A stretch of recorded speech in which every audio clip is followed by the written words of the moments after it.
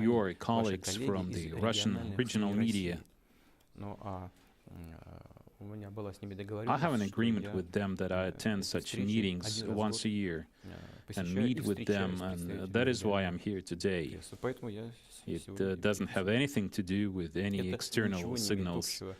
It's our domestic affair. Это просто наша внутренняя, внутриполитическая работа. Understood. So the last time we met in June, I asked you about the conclusion of our American intelligence agencies that Russia interfered in our presidential election. You told me that there was nothing specific in these reports. That if there's anything specific, you said, then there will be something to discuss. You told me, as they used to say in the KGB, addresses, houses, names. Since then, 13 Russians and 3 Russian-owned companies have been indicted by a special prosecutor named Robert Mueller in the United States for interfering in our election. Yevgeny Prigozhin and others running a cyber warfare operation out of an office at 55 Savashkina Street, St. Petersburg, Russia. Addresses, houses, names. So can we have that discussion now?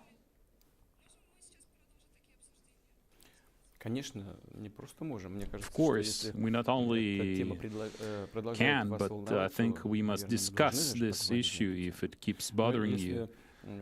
But if you think that the question has been asked, I'm ready to answer it. Why would you allow an attack like this on the United States? What makes you think that the Russian authorities and I gave our permission to anyone to do anything? You just named some people. I've heard about some of them I don't know. But they're just individuals. They don't represent the Russian government. Even if we suppose, though I'm not 100% certain, that they did something during the US presidential election campaign, I simply don't know anything about it. It hasn't anything to do with the position of the Russian government. Nothing has changed since we spoke last time in St. Petersburg. There are some names, so what? It could just as well be some Americans who, while living here, interfered in your own political processes. It hasn't changed anything.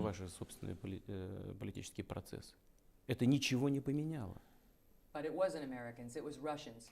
And it was hundreds of people, a monthly budget of $1.25 million to attack the United States in a cyber warfare campaign. You're up for re-election right now. Should the Russian people be concerned that you had no idea this was going on in your own country, in your own hometown? You know, the world is very large and diverse. We have rather complicated relations between the United States and the Russian Federation, and some of our people have their own opinion on these relations and react accordingly at the level of the Russian government and at the level of the Russian president. There has never been any interference in the internal political processes in the United States. You have named some individuals and said that they are Russian. So what? Maybe, although they are Russian, they work for some American company. Maybe one of them worked for one of the candidates. I have no idea about this. These are not my problems. Do you know that, for example, after the presidential election, in the US, some Ukrainian officials sent messages congratulating Hillary Clinton, even though Trump had won. Listen, what do we have to do with this? Now, in my opinion, Mr. Manafort, that is his name, he was initially accused of having something to do with Russia's interference in the presidential election in the United States. It turned out that just the opposite was true. In fact, he had connections to Ukraine and he had some issues with Ukraine. What do we have to do with this?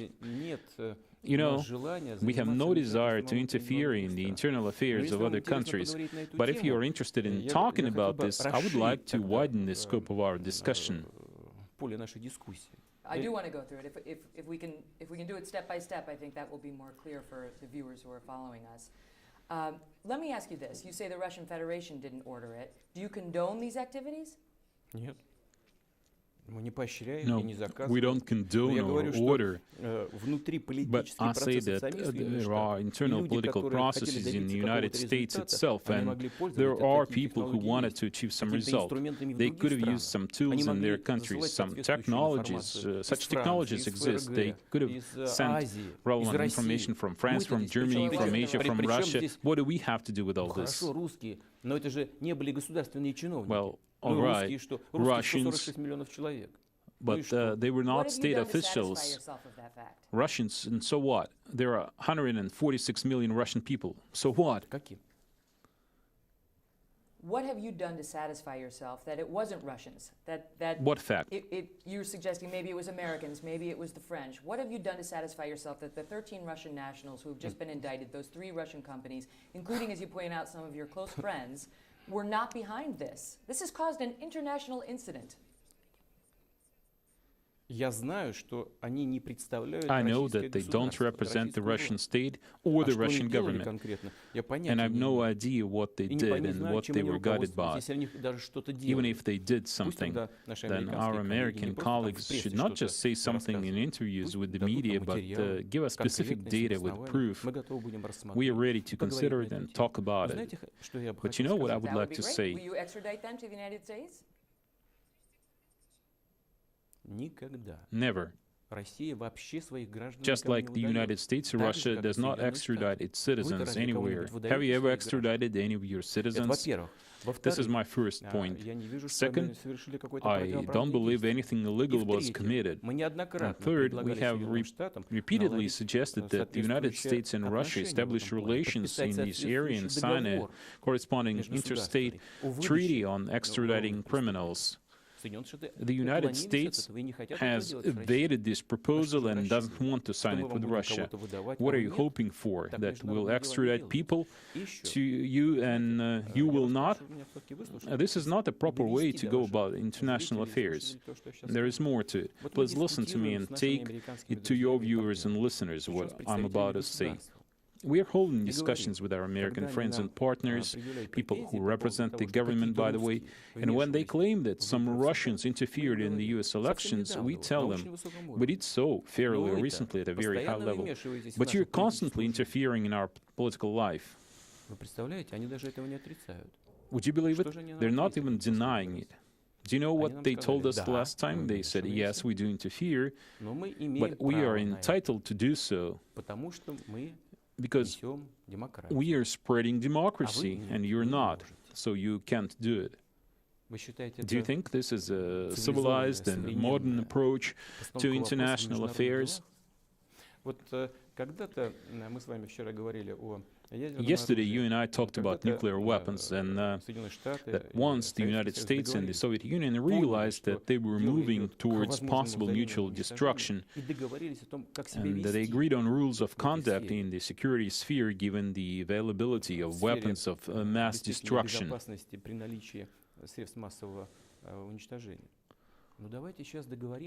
Let's now agree on how to behave in cyberspace, which never used to have such a big role and scope.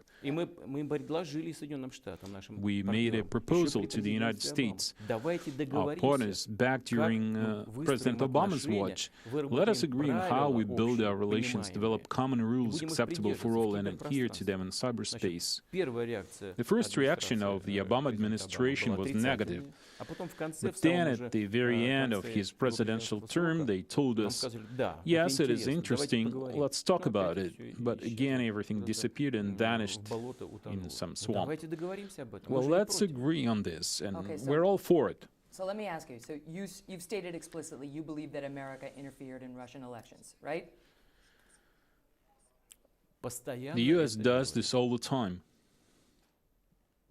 But Russia did not interfere in America's election. No, and there are no plans in Russia to do so. It's impossible. It's impossible for us. Why wouldn't you? First, we have principles whereby we don't allow others to interfere in our domestic affairs and don't poke our noses into other people's business. This is a principle we have. This is the first point I wanted to make. And my second point is that we don't have a comparable number of tools. No, we simply cannot do that. With increased nuclear technology. Now you want me to believe that we attack your Russian elections and you say, we're going to take the high road. Это не ракетное оружие.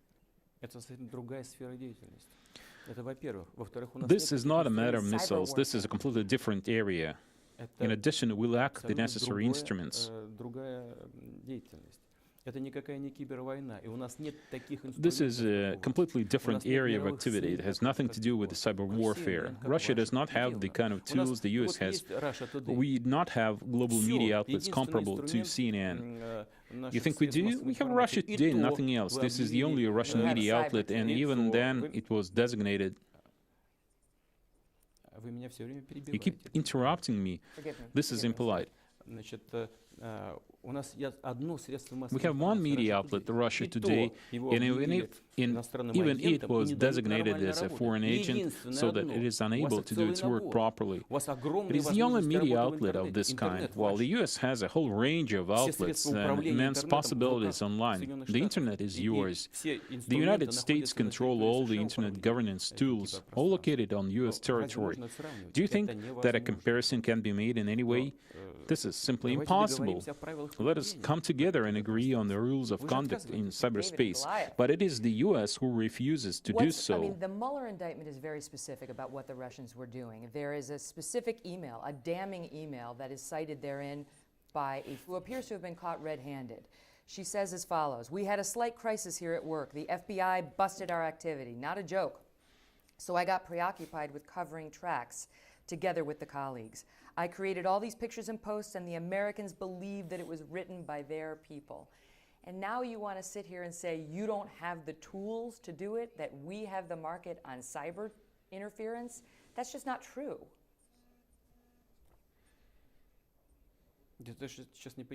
I don't even understand what you're talking about. See, this is just nonsense. The US Congress analyzed the information from Russian sources that appeared online. The information coming from media outlets like Russia Today was also analyzed, and it turned out to be 1/100% of the overall information flow in the United States. Just 1/100%. Do you think that this fraction had any impact on the election? This is just nonsense, don't you see? This is the same old business when the people who lost refuse to admit it. You see, I've commented on this on a number of occasions. It's yet to be seen what the US policy towards Russia will be like under the current administration. Many things remain unclear, since we have not yet been able to start working or to establish normal contacts. However, it is absolutely clear that the current US president adopted a specific stance in terms of domestic policy and decided to reach out to the people who were ready to support his campaign promises. This is what led to his victory, not any kind of outside interference. To claim otherwise makes no sense. Will anyone believe that Russia, a country located thousands of kilometers away, could use 2 or 3 Russians, as you said, and whom I don't even know, to meddle in the elections and influence the outcome? Don't you think it sounds ridiculous? Now you're talking about causation, but I'm still on whether you did it. And it's not true that you don't know the individuals who are accused of conducting this.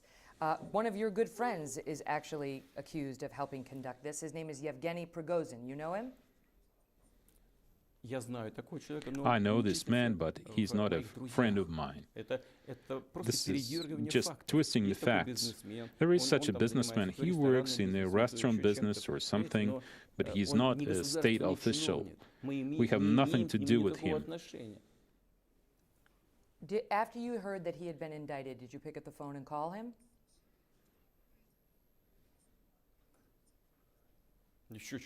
Certainly not. I have plenty of other things to worry about. He's just been indicted. Did you hear what I just said? He's not my friend. I know him, but he's not a friend of mine. Was I not clear? There are many people like that. There are 146 million people in Russia. This is less than in the US, but still a lot. Prominent businessmen, so what? There are many prominent people in Russia. He's not a state official. He does not work for the government. He's an individual, a businessman. Some people say his real job is to do your dirty work.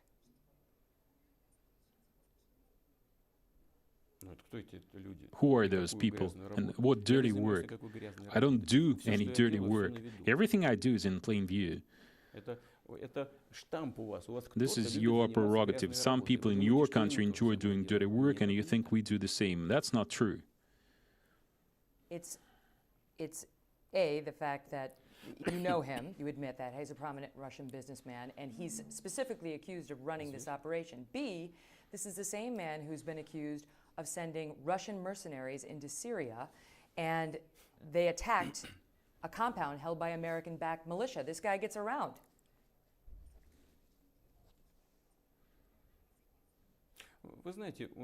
You know, this man could have a wide range of interests, including, for example, an interest in the Syrian fuel and energy complex.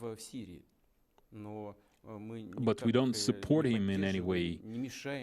We don't get in his way, and we don't support him either. It's his own personal initiative. Well, I know that there are several companies, several Russian companies there, maybe he's among others, but this has nothing to do with our policy in Syria. If he does anything there, he doesn't coordinate it with us. He probably coordinates it with the Syrian authorities or the Syrian businesses he works with. We don't interfere in this. Does your government interfere in every step your businesses take, especially small businesses?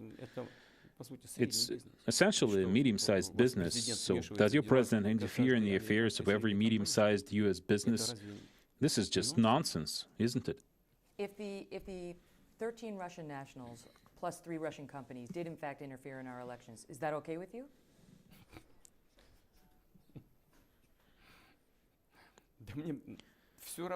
I don't care. I don't care at all, because they don't represent the government. Not at all. They don't represent state interests. If you're worried about anything, state it officially, send us documents proving it, and explain what exactly those people are accused of. And we'll see if they violated Russian laws. No, this is not true. If they violated Russian law, we'll prosecute them. If they did not, there is nothing to prosecute them for in Russia. But after all, you must understand that people in Russia don't live under US law, but under Russian law. That's how it is. And if you want to reach an agreement with us, let's negotiate. Choose the subject, make an agreement, and sign it. But you refuse to do this. I'm telling you for the third time, we have proposed working together on cyberspace issues, but the US refuses to work like this and instead throws 13 Russians to the media. Maybe they're not even Russians, but Ukrainians, Tatars, or Jews, but with Russian citizenship, which should also be checked. Maybe they have dual citizenship or a green card. Maybe the US paid them to do this. How do you know? And I don't know this either. Well, I'll give you one piece of evidence. Andrei Krutskik is an advisor to the Kremlin when it comes to cyber issues. And in a speech to an information security forum in February of 2016, he reportedly said, quote, "I'm warning you, we're on the verge of having something in the information arena which will allow us to talk to the Americans as equals." What do you think he meant? Because it certainly sounds like a threat right before an election hack. Sometimes I think you're joking. No, I'm deadly serious.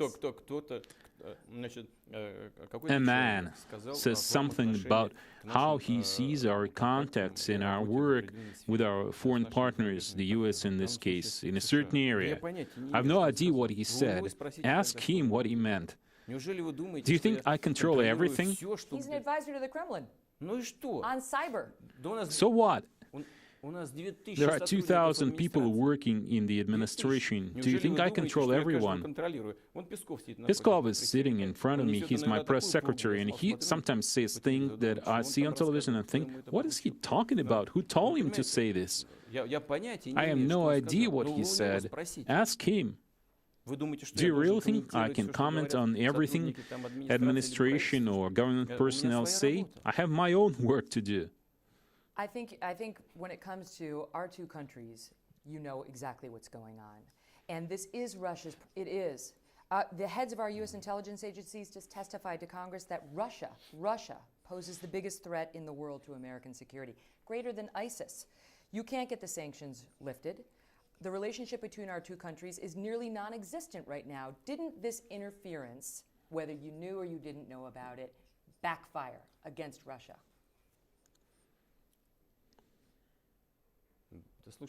Listen, you're exaggerating. I don't know about someone saying something, and I'm not going to comment on it, and neither do I follow what's going on at your Congress. I'm more interested in what's going on at the State Duma. If they've approved the bill on healthcare or utilities issue, if they delay certain discussions or not, is a special interest lobbying against the nature conservation or forestry or environmental law. This is what I'm interested in. You should follow what they're discussing in Congress. I have enough on my plate without that. You know that the sanctions haven't been lifted. You know that the relationship between our two countries is at not an all-time low, but it's getting there. And this is in part the reason. And so Russian interference in the American election is important about it. Listen, sanctions have nothing to do with the myth of some Russian interference in the U.S. election. Sanctions are about something else entirely, the desire to halt Russia's progress, to contain Russia. This policy of containing Russia has been pursued for decades, on and off. Now it's back. It is a misguided policy, which does not only affect Russia-US relations, but also US businesses, because it frees up space for their competitors on our market.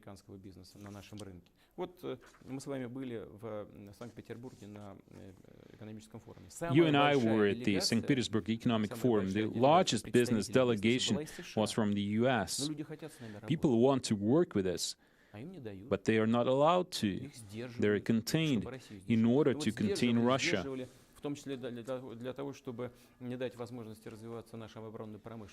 They have been contained so that our defense industry cannot develop, among other things. We discussed this yesterday.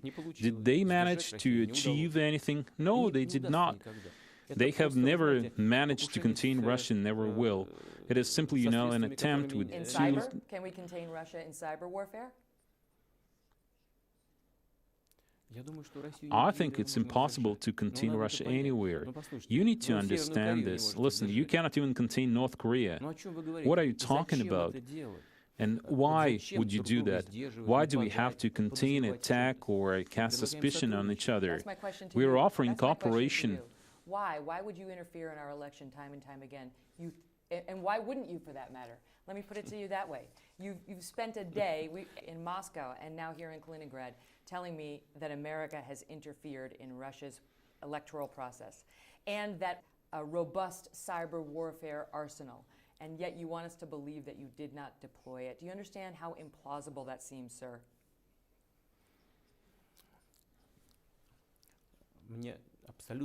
That does not seem implausible to me at all, because we don't have such a goal to interfere.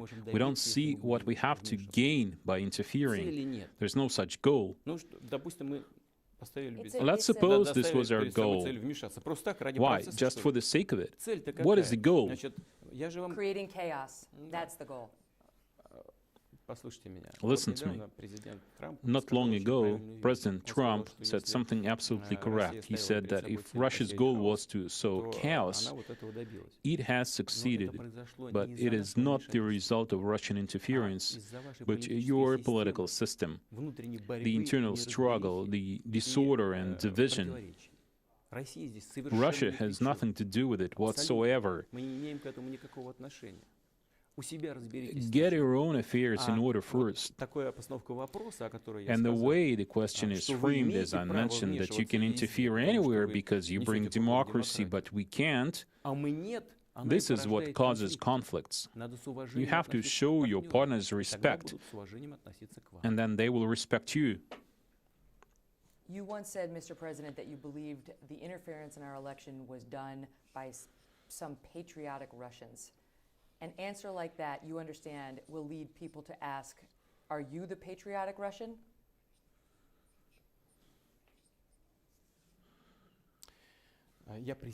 I'm the president of the Russian Federation. It's my constitutional duty to address a host of issues concerning the protection of Russia's interests. When I spoke of patriotic people, I meant that you can imagine that in the face of a deteriorating Russia-US relationship, people use cyberspace, will express their points of view, their opinions, including on this global network. Of course, they're free to do so. How can we really prohibit it? But we can't control it, and most importantly, we are not directing it. Please note that this is not the position of the Russian state. The Russian intelligence services cannot find out who's doing this, bring it to your attention. You're unable to stop it? Perhaps if we looked into it carefully, we would find those people if they exist. But we have no such goal. We propose holding official talks and you refuse. So what do you want? For us to open investigations just because Congress said so? Let's sit down, sign an agreement on working in cyberspace and comply with it. How do you want to do it? There is no other way of conducting international affairs. So you have no goal to stop it. And so what does that mean for our elections in 2018 and 2020? We can expect more of the same? I didn't say that stopping it is not our goal. I said that... No, I didn't. I said that we don't interfere in our people's private lives and can't stop them from expressing their opinion, including on the internet. But I also said that Russia's official position is that we don't interfere in the political processes of other countries as a state. That's the most important part. I want it to be recorded in our conversation today for people in the US to understand this. And forgive me, but I'm trying to get to one level below that, whether you have the goal of stopping your own citizens from behaving in this manner, which has undermined relationships between our two countries.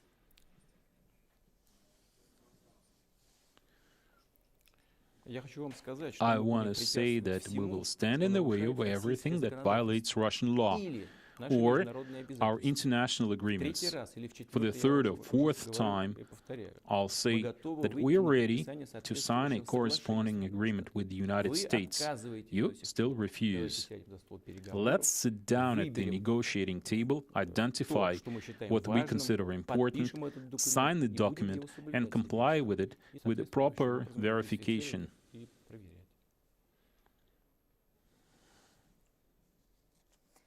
You were president, sir, and respectfully, I still didn't hear an answer about whether you want to crack down on Russians who are crimes. It sounds like the answer is no.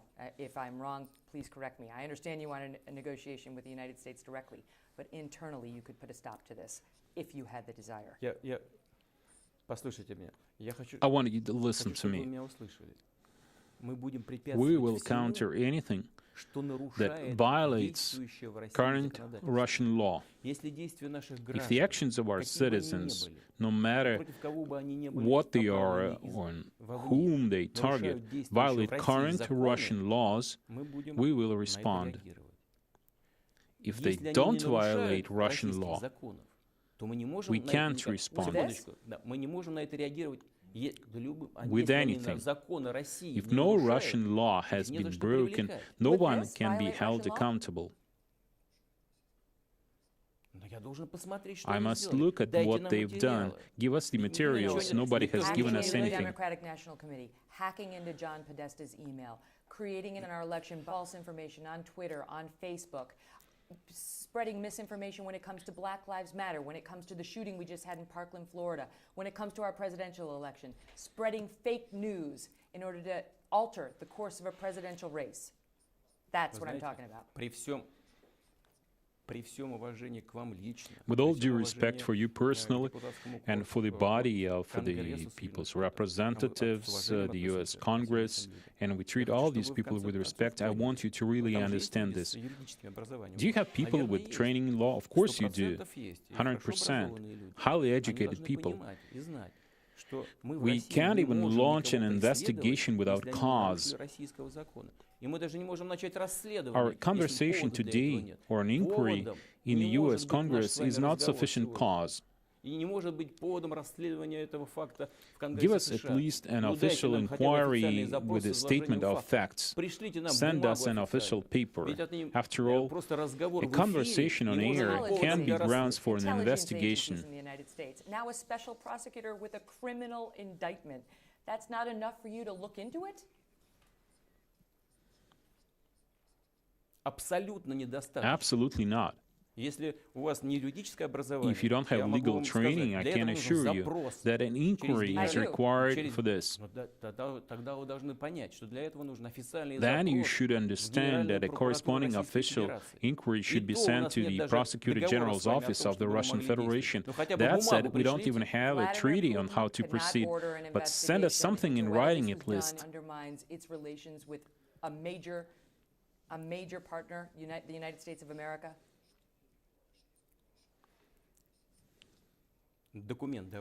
Give us something in writing, an official inquiry, and we'll take a look at it. Back with an indictment.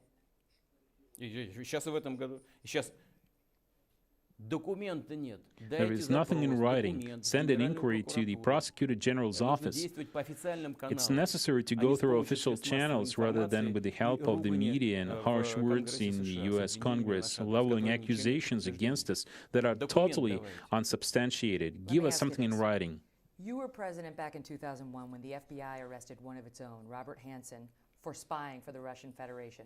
In retaliation, President George W. Bush kicked 50 alleged Russian spies out of the United States, and the Kremlin did the same, throwing 50 Americans out of the U.S. Embassy in Moscow immediately. This is a tradition that goes back for decades. December 2016, after our intelligence agencies agreed that Russians interfered in our election, President Obama expelled dozens of Russians and seized 2 Russian-owned properties. And yet, you did nothing. You did nothing in response. Why not?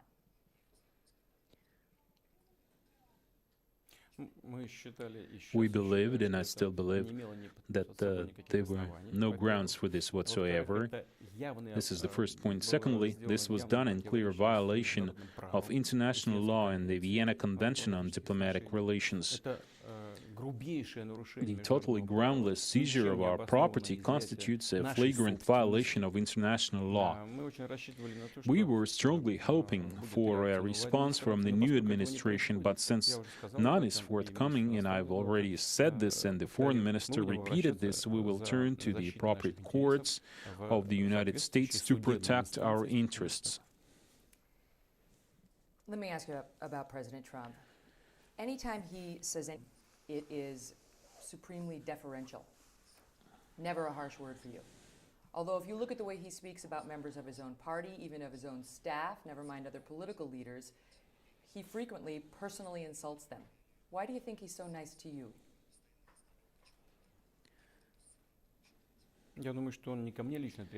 This is not about being nice to me personally, in my view. I think he is an experienced person, a businessman with very extensive experience, and he understands that if you need to partner with someone, you must treat your future or current partner with respect. Otherwise, nothing will come out of it. I think this is a purely pragmatic approach. This is my first point. Second, even though this is his first term as president, he's a quick study, and he understands perfectly well that trading accusations or insults at our level is a road to nowhere. It would just mean depriving our countries of their last chance for dialogue, simply the last chance. This would be extremely unfortunate.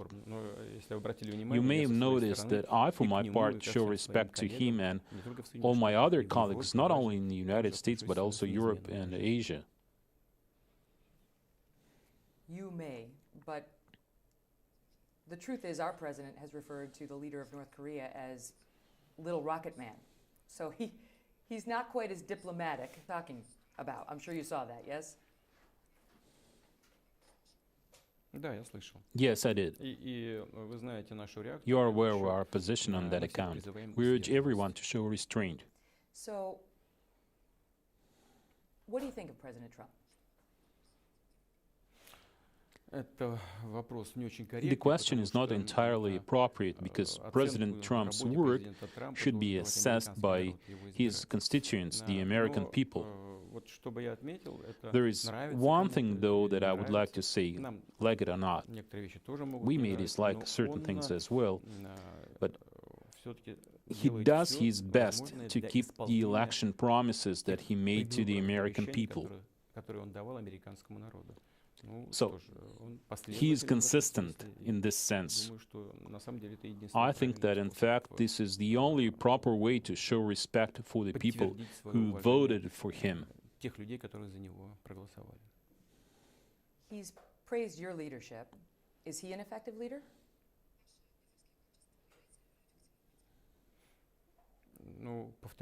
Well, again, this is up to the American people to decide.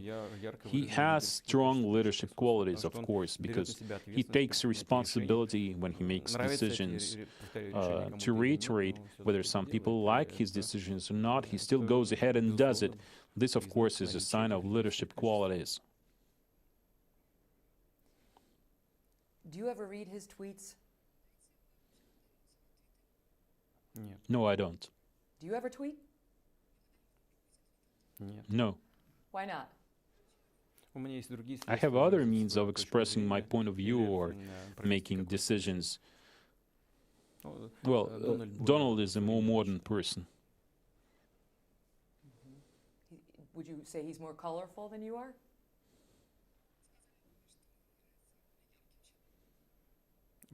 Maybe. Let me ask you one question going back to the election interference issue. There are two theories on you at least. One is that Clinton was Secretary of State. You felt that she interfered with elections here in 2011 and 2012, inciting protests here, including against you, and it made you angry. Two is that when the Panama Papers were leaked, showing a massive money trail that led to you and some of your associates, that was the last straw for you. Either of those things make you angry?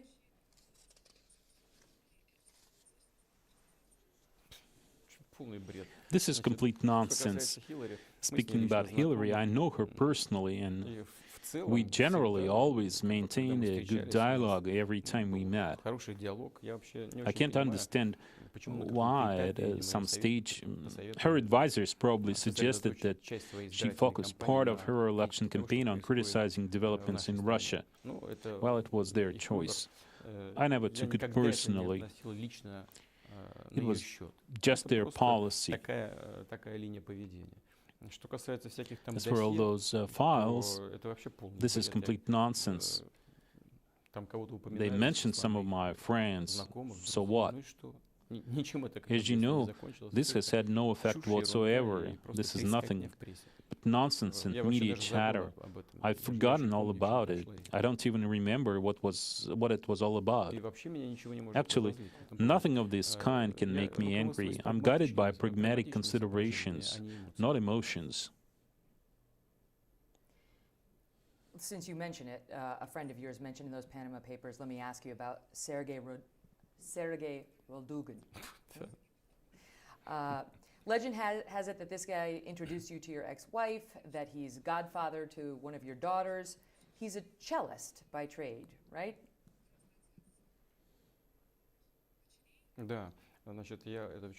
Yes, I know him very well. He is a friend and a wonderful musician. He has devoted his life to art and music. By the way, many artists here are also involved in business one way or another. Apart from me, Sergei also has other ties in the country, including business people who have involved him in this work. He has made his money legally. He hasn't made hundreds of billions. Everything he earned, he has spent on the purchase of musical instruments abroad, which he has brought to Russia. He uses some of these instruments personally. For example, the cello. He plays the cello. A $12 million Stradivarius, right? Yes, something like that. But it is a unique instrument. Yes, it is. He must be eccentric, but then all artists are eccentric. To spend all this money on musical instruments. I think he bought 2 cellos and 2 violins. He plays one himself and has given the others to other musicians who are playing them. He has brought all these instruments to Russia. But according to the Panama Papers, this massive series of leaked documents about offshore bank accounts, he's got assets, this cellist, of at least $100 million, including a 1/8 stake in Russia's biggest TV ad agency, a $6 million yacht, a stake in a truck manufacturer, a 3% interest in a Russian bank. He must be one heck of a musician. Well, I know nothing about his business, but I do know that he has only enough money to buy these musical instruments. All the rest is on paper. He doesn't have anything else apart from what he's bought. Maybe he does have something else, but you should ask him about it. I don't control his life. But the question is how a cellist makes that much money. People ask it because many people believe that's really your money. Listen, just look at many Russian art figures, and probably there are people like this in your country as well. After all, there are art personalities in the US, including Hollywood celebrities, who either run restaurants or own some stock. Aren't there many people like this in the US entertainment industry and art world? I'm sure that there are many people of this kind, and more than in Russia. In Russia, there are also quite a few art figures who do business apart from their creative work.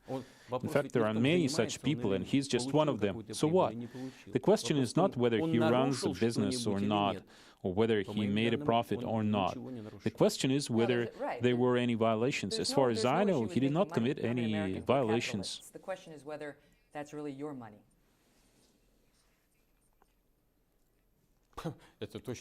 This is not my money, that's for sure. I don't even know how much Mr. Roldugin has, as I've already said. As far as I know, he has not committed any violations in his business and creative undertakings. He did not violate any Russian law or norm. Speaking of money, back in the 1980s and 1990s, in the wake of multiple bankruptcies, the Trump Organization found it hard to secure loans in the United States and looked elsewhere. Mr. Trump's son, Donald Trump Jr., said 10 years ago, and I quote, "Russians make up a pretty disproportionate cross-section of a lot of our assets. We see a lot of money pouring in from Russia." Were you aware of the degree of Russian money flowing to Trump properties?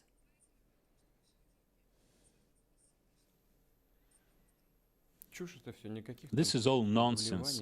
There were no investments in Trump properties in Russia, as far as I know. I don't even know if there were any serious plans for making these investments. Look, you keep thinking that the whole world revolves around you. That's not the way it is. So it's not about me, it's about what Donald Trump Jr. says. Do you think we know everything what Donald Trump's son has said? See, this is not the way things are.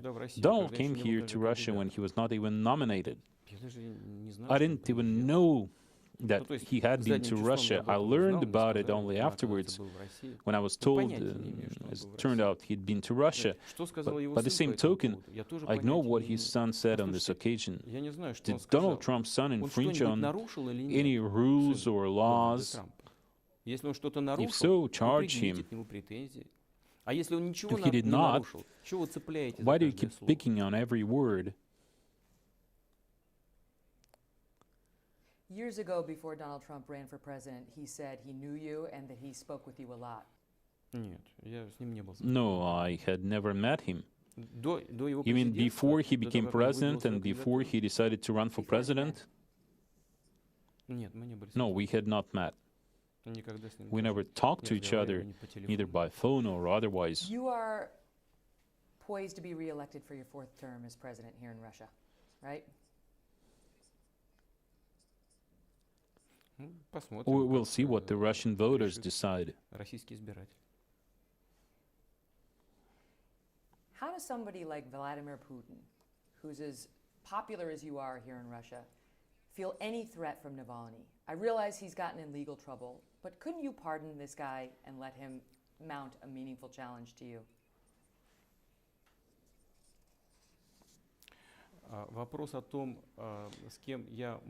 As for the question about whom I could work together with and whom I would not want together with, I can tell you in all honesty that I would like to and I'm ready to work with people who want Russia to become a stronger, more effective, competitive and self-reliant country.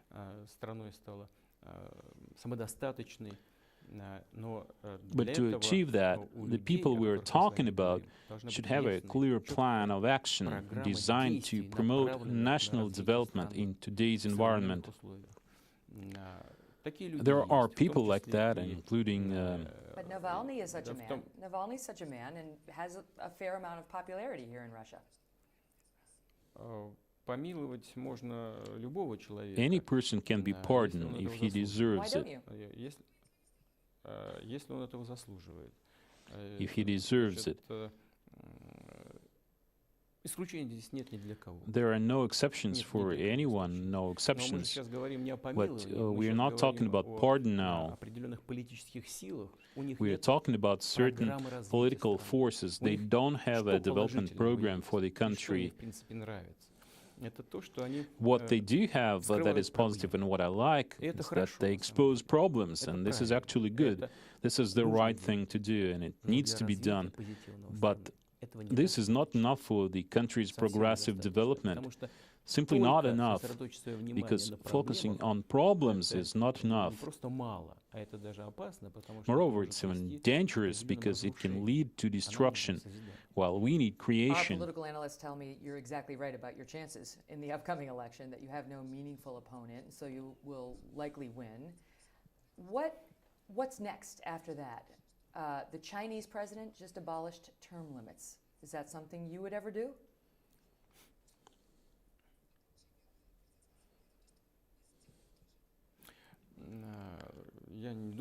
I don't think that I should talk about my political plans with you now at this meeting, in this conversation, in this interview for American television. But I think I told you yesterday, I never changed the Constitution or adjusted it to my needs, and I don't have any such plans today. As for China, before criticizing decisions in a country like China, you need to think and recall that there are 1.5 billion people living there. And after thinking about it, you need to come to the conclusion that we're all interested in China being a stable and prosperous state. How it should be done best, it's probably up to the Chinese people and the Chinese leadership. Can you leave power? Because some of the experts that we've spoken to have said it would be near impossible for you because someone in your position would likely either be thrown in jail by your adversaries or worse. They said it's actually sad that you'll have to stay in power.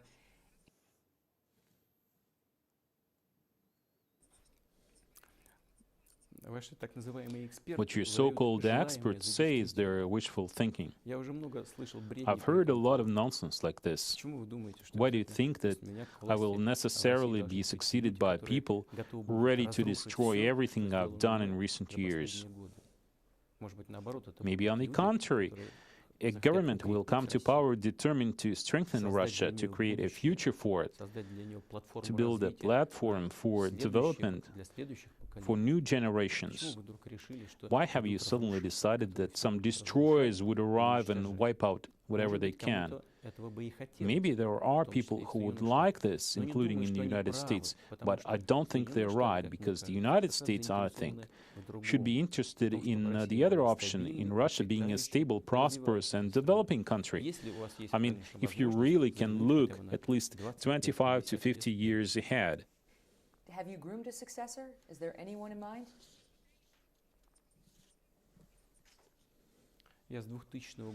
I've been thinking about this since the year 2000. Thinking is not a crime, but in the end, the choice will still be up to the Russian people. Whether I like or hate someone, other candidates will run for president, and eventually the citizens of the Russian Federation will make the final decision.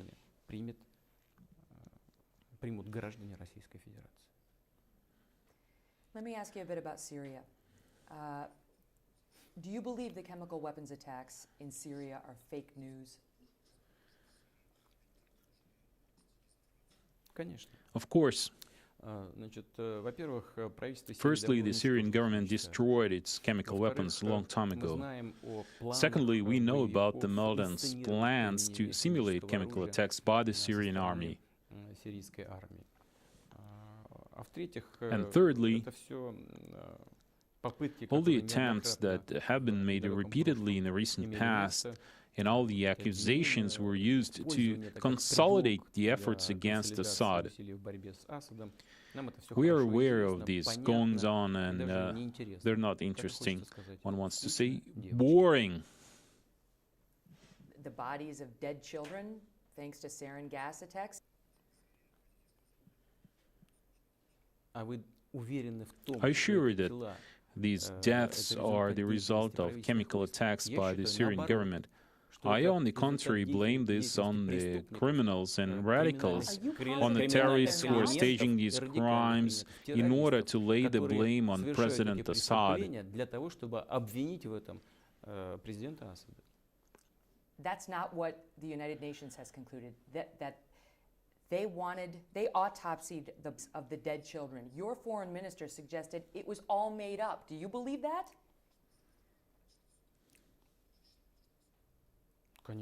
Of course, I'm absolutely sure that it was, because there was no serious investigation. Maybe there were dead bodies, which is to be expected in a war. Look how they liberated Mosul. It was razed to the ground. Look how they liberated Raqqa. The dead have not yet been removed from the ruins or buried. Do you want to talk about this? That's what we call whataboutism. That's you pointing to somebody else's bad behavior to justify your own or that of your ally. We're talking about Assad and dead children thanks to sarin gas, and you're telling the audience it never. Look here, to be sure that this was indeed how it happened, a thorough investigation must be conducted and evidence must be gathered at the site. Nothing of this has been done. Let's do this. Let's do it. They wanted to investigate the helicopters, UN wanted to go and check out the helicopters that were on site, and Russia said no. Russia said no. Why? There was nothing of the kind. Russia did not say no. Russia is for a full-scale investigation. If you don't know this, I'm telling you this now. It's not true that we are against an objective investigation. That's a lie. It's a lie, just as the vial with the white substance that allegedly proved that Iraq had weapons of mass destruction, which the CIA gave to the U.S. Secretary of State. He later apologized, but the damage had been done. The country had been ruined. This is yet another piece of fake news which has no substance behind it. An investigation should be conducted to gather the substance. We are in favor of such an investigation. Since the beginning of the year, there have been at least four chlorine-based chemical weapons attacks in Syria. Our Secretary of State, Tillerson, just said that Russia bears the responsibility for this, given your earlier promises to rein in chemical weapons attacks in Syria. Your response? I will tell you that A, we have nothing to do with this, and that we demand a full-scale investigation. As for crimes, go back to Raqqa and at least bury the dead bodies, which are still lying amid the ruins after the airstrikes at residential neighborhoods there, and investigate these attacks. This will give you something to do. One of the questions our audience is going to have is, how do we walk this back? How do we get to the place where these two great nations are less adversaries and something closer to allies, which we clearly are not right now? Do you agree we are not?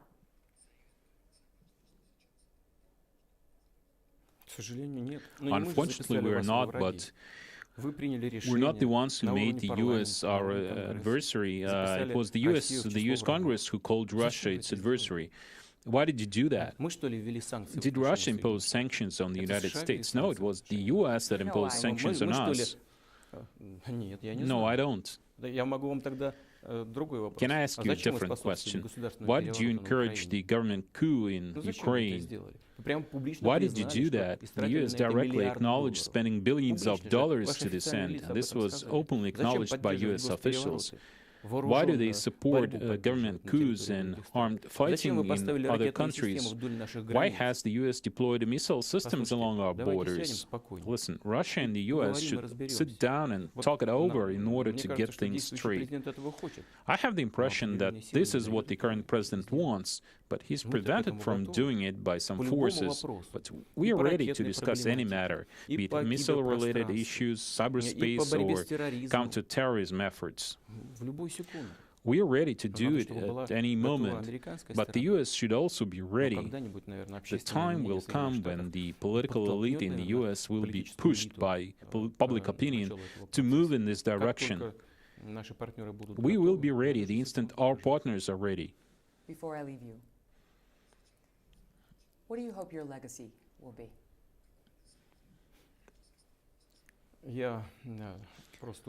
I strongly believe that my legacy would be to create a powerful development momentum for Russia and make the country a resilient and balanced democracy that is able to benefit from the latest advances of the technology revolution. We will keep up our efforts to improve our political system and the judiciary, and I'm certain that all this taken together would strengthen the unity of the Russian Federation, the unity of our people, and enable us to move forward with confidence for years to come. Mr. President, thank you very much for having us here.